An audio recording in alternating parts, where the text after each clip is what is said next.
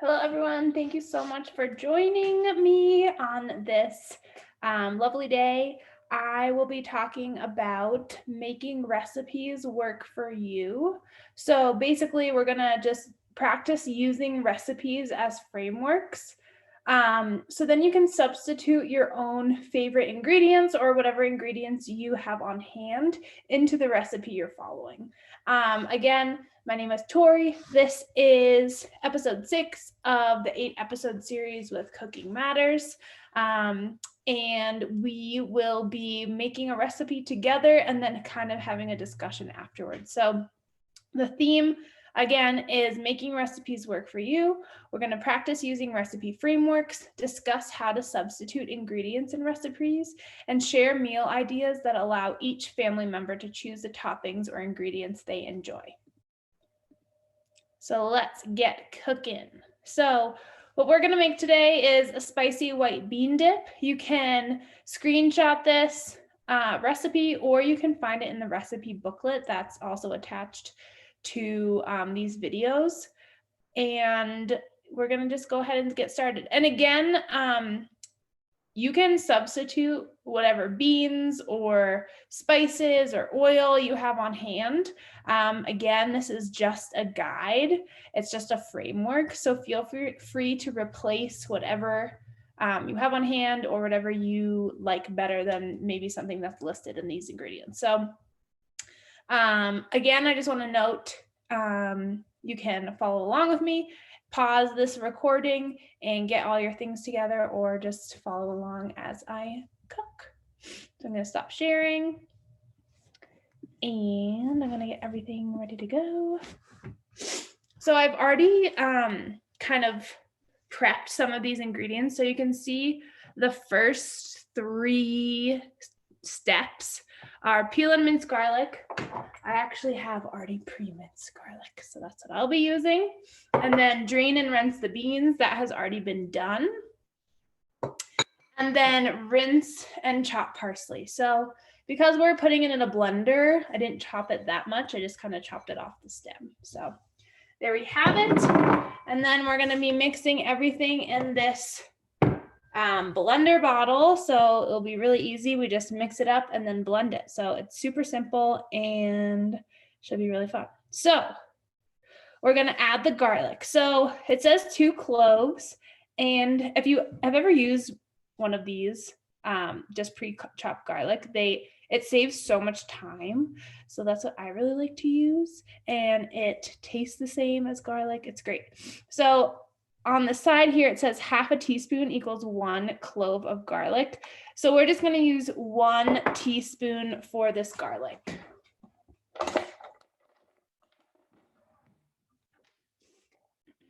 We're just going to measure out a teaspoon, plop it in there.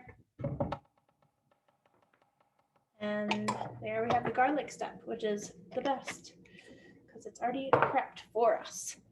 And then we're going to add the beans. So what I did with the beans was just take them out of the can, rinse them in a colander, and then you just have the beans left over. And rinsing helps to get any of that like can goo off. It also will help get any added salt that usually is added to canned beans, just rinses that off. So that's what we want to do. And then we'll also add the parsley. So I already pre-mixed these spices. So we have some salt, pepper, and a pinch of cayenne pepper. We're gonna add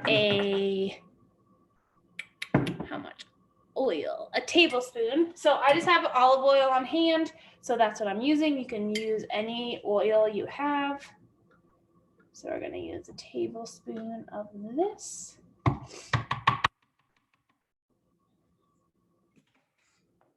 A 1/4 cup of water. So I'm just going to go fill this up with some water from the sink. And then pop it in. So now we have all of our ingredients mixed. So easy in this blender. And we're going to blend it up. So this on top. I'm going to turn off the sound so you don't have to listen to this awful sound.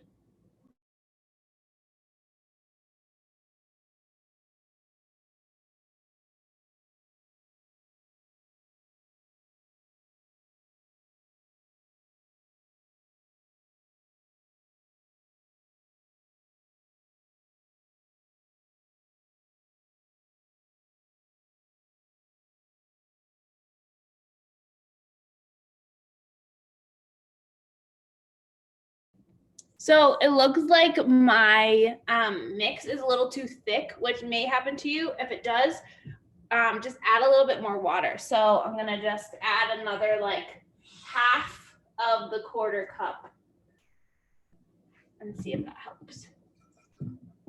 If it's sticky and if it's not blending, it usually just means it's too thick for the blender to like mix it up. So adding some liquid usually helps.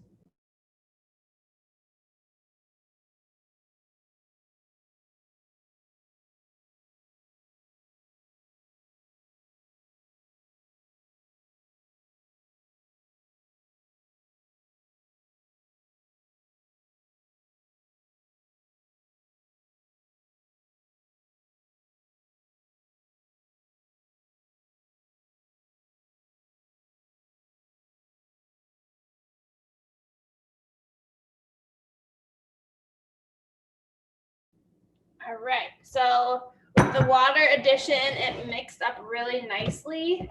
And now we have this kind of like thick bean parsley paste.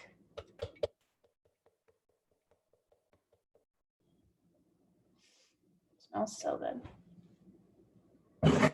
And there you go. So you can choose to have it with like chips or crackers or veggies. I'm gonna try it with a chip right now. So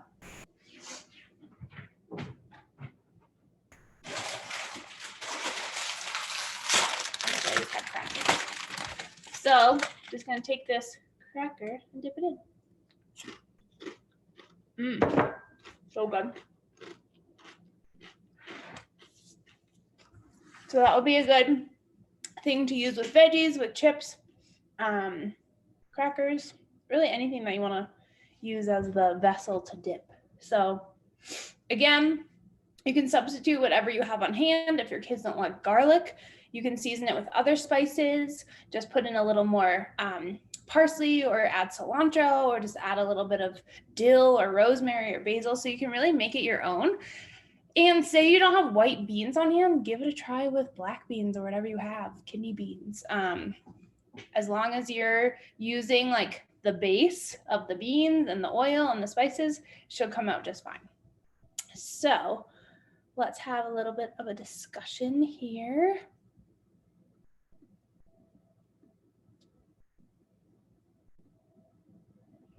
Okay, so have you seen a recipe that looked enticing, then came across one ingredient that made you skip it, or a step that made you skip it? So I want you to think about it. Have you ever been really excited about a recipe and then you're looking it up online and you see like lemongrass or something for a curry and you're like, what is that? I'm not going to make this. It's important to remember that recipes are simply cooking guides, not necessarily meant to be followed exactly. So making small changes to a recipe lets you, one, save time, and two, meet your family's needs. So if your recipe calls for a food that's too pricey or hard to find, or that you simply don't care for, just substitute in something else that you like or have or know that your kids will enjoy. So just remember that recipes are simply a framework. Again, there are many ways that just making small changes to the recipes can really help you stretch your food resources. So you can start with a recipe and you can adjust based on foods you have on hand, including leftovers. So say if you're making some sort of like stir fry and you already have cooked veggies, just use those. Your family's tastes, so make sure your kids are excited about all the ingredients. What's in season, so whatever's in season is going to be a lot cheaper than anything out of season. And also looking for ingredients on sale too will really help. And then healthier cooking methods. So if, it calls for a lot of added sugars or a lot of added like cream or something, maybe just reduce it by a little bit. Again, the recipe is just a framework. So we've been talking a lot about recipe frameworks. And so I want to give you an example. So right here we have a recipe framework example of casseroles. So it's important to remember that any recipe can be used as a framework when you identify the different categories of ingredients listed in that recipe. So as it's done in this recipe, we have protein, veggies, sauce, whole grains, and toppings. So you can really choose whatever you want based on those main categories. So for protein, you can use chicken if you have chicken, or beef, or tofu, or beans, whatever protein you have or sounds good for you, just use that. Same goes with veggies, whatever you have on hand, whatever's on sale, what your kids like. There can be so many different choices for veggies. You can use a different sauce. That can be a cheese-based sauce, that can be a tomato sauce, and then whole grain. So using like either a rice or a whole grain noodle, and then toppings. That could be cheese or some sort of other sauce or parsley or nuts. You can really just make it your own. So you can really just go based on whatever you have, whatever you like, if you use the recipe as this framework. So it's really important to keep this in mind. You can always adjust the recipe. It's never set in stone. Just make it work for you. So what concerns you have with using and adjusting recipes? So now that we know what the recipe framework is, we've talked about, how you can substitute ingredients. What concerns do you have about that? So first of all, I don't want you to stress about altering recipes. As you develop in your cooking, your ability to make simple recipe adjustments will improve. It might not be as fluid at first, but I'm telling you that as you do it more and more, it will definitely improve. The internet is also a handy tool to look up recipe substitutions. A simple search can give you lots of great ideas to make a recipe work better for you.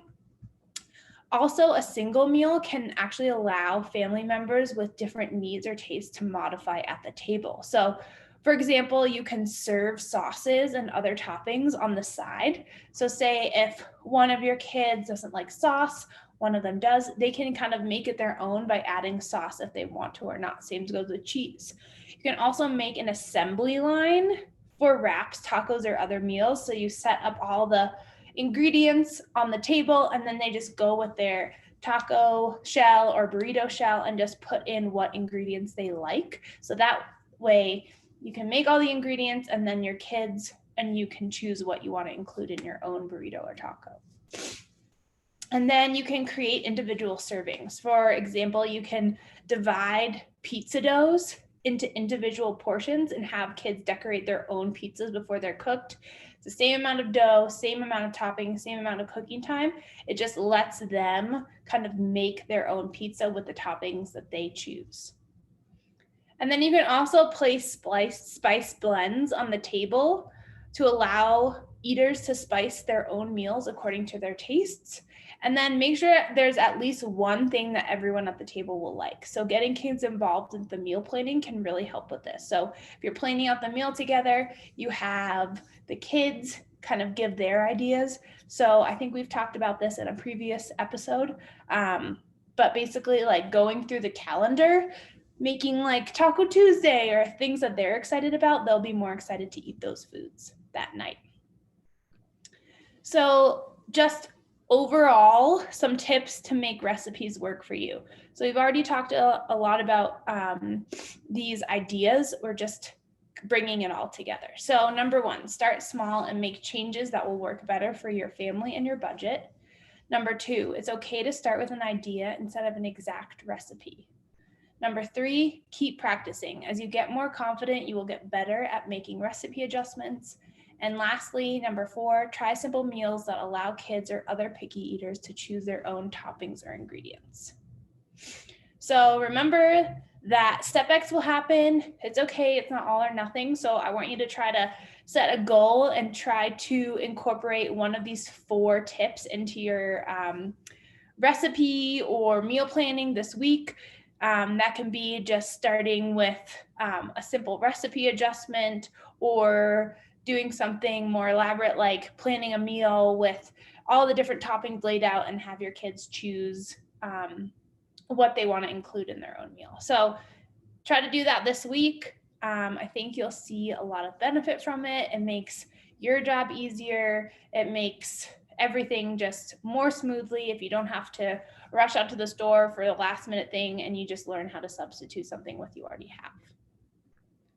So for more resources, you can download the Cooking Matters app. You can check them out on Facebook or go to their website, cookingmatters.org. You can also follow us, the Cooperative Extension, on Instagram for tips and recipes. It's easier to stay motivated when you've got regular reminders and tips popping up on your social media feeds. So definitely give us all a follow.